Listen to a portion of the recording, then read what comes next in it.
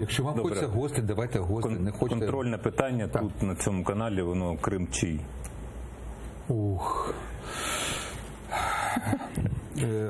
Ви, напевно, самі вже ще не визначилися, що сумніваєтеся, бо ви цілий час це питання задаєте. Ні, це перше, щоб уже потім не вертатися. Розумію. Я рахую, що люди, які задають забагато це питання, самі ще не визначилися. Вони сумніваються і питаються, слухай, чий Крим?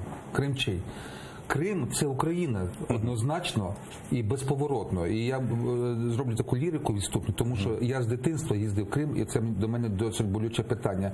Тому що мене возили відпочивати, мені це подобалося. Я дуже найбільше любив не сам Крим, а такі навіть татарські, власне, домівки. У них були такі кафе у кожного. Там такі смачні. Це в якому році вас возили? Там же ж татари, вони почали повертатися. Ну, не важливо, там мені було там скільки 12, дуже давно це було.